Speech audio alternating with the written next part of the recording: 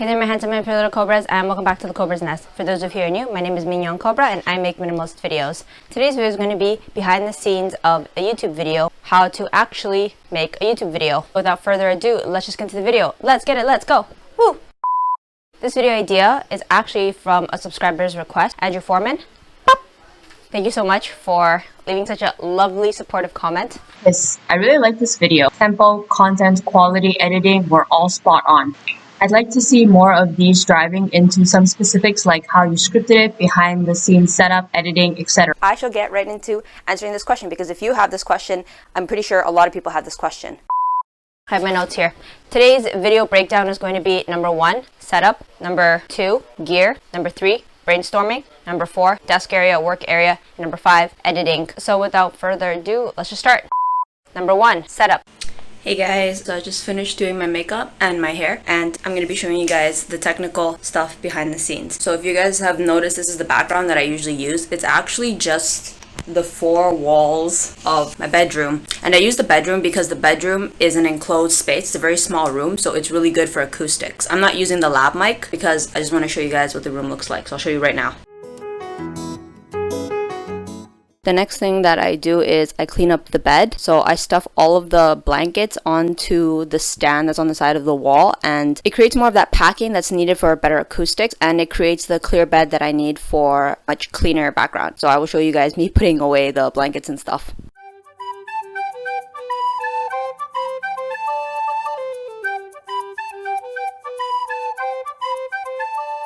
So now that I put that away, you guys can see. Let me film with that in the back. It's all stockpiled away. And then over here, I have my clean background. I used to film with the blue curtain, but as a minimalist, I feel like it's more aesthetic and less distracting to the eye to have completely nothing. Because, you know, my channel did start off as a minimalism channel. So I figured just be true to the name.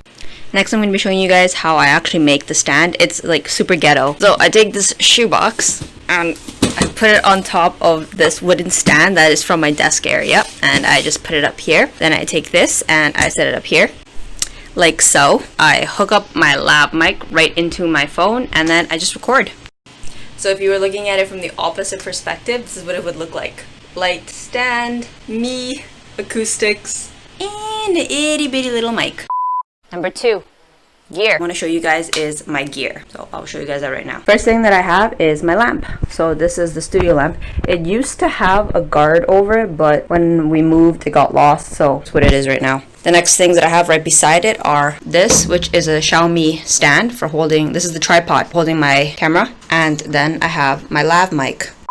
Number 3, brainstorming. Okay, the next thing I'm going to be showing you guys is the brainstorming that happens behind my video ideas. Any idea or any thought that comes into my head, I put it down on paper. I used to do it on my phone, but I found that I don't know why pen and paper is just so much better for like my mindset. Maybe I'm just old school like that, but when I write it down on paper, I get everything done so much better. I use loose papers and I keep it together with a clip, and as I finish crossing off ideas, for example, like I put a check, the entire page is done, I can just get rid of it and move on. This is my journal, my bullet journal, and inside I keep also more notes, schedule uploads if I like studied, and then if I video edited. I just recently started doing this only for the month of August, but recording when I publish days.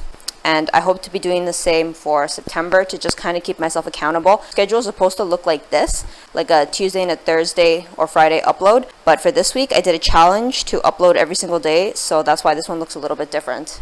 A question that I got asked in the comment was, do I script my videos? I actually have scripted word for word some of my previous videos, some of my mid-journey videos. I found that it sounded very robotic and not really like fluid and coming from the heart. So instead I have the 1, 2, 3, 4, 5 points that I have to hit, and then I allow myself a minute of talking time, hit the key point, and then I just leave it at that. So I will show you guys the very minimal brainstorming that goes into the video ideas that I make. So this is the entirety of the brainstorming or outline that I did for how to create a YouTube channel in 2020. I kept it very, very simple. Sometimes I find that keeping it simple is honestly the best way to do things. So I literally went 1, 2, 3, 4, 5, and I didn't try to add extra fluff. And I find that I use my minimalism principles for when I brainstorm. I don't make it complicated because I feel like that kind of overwhelms me, and then it makes for long editing because I have to cut out a lot of unnecessary fluff. When I do the talking, I kind of like let it be a conversation between me and somebody that I'm helping out, and so I don't want to waste their time, so I just give them directly the most important points, and that's how I keep my videos around like the 10-minute mark or a little bit less. Number 4, desk, work area. So I will show you guys where I actually edit and brainstorm.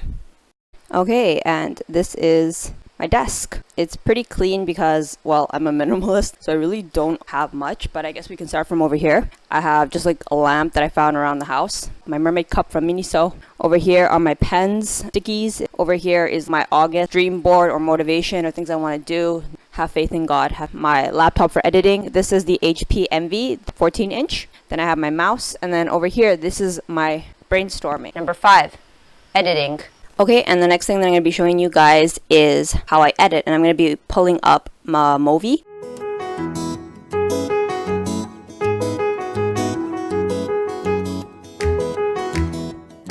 Vavi, my goodness. I've been pronouncing this thing wrong this whole time. So this is what the editor looks like. I'm using the Plus edition. I like this format. A lot of programs use this kind of format where they have the video editor window here so I can view. Then they have like the basic stuff here. And this part here is for putting any effects. Over here is where you put the video footage. So I have pulled up the footage, the fully finished edited footage. If you can see like my fingers and at the screen at the same time, you will see that just by moving 2 fingers, I'm able to move the whole footage. That's what I was talking about in my other video, saying that this is a very useful function, because if you just had to use your finger, you just have to constantly doing this and then click, click, click, click, I will go crazy. Usually what I do in the beginning is I have an intro, or I'll say something like, welcome back to the Cobra's Nest, and it's literally 3 components: a gray background, my actual talking, and then at the top I have the words that I want to say. And then I have a break screen here. This is something that keeps the audience retention. So this is what the break screen looks like. It's just literally a picture of myself. It says Cobra TV at the top and a little loading bar. It's only like a second or a split second, but it refreshes the audience's retention time. So I usually put these in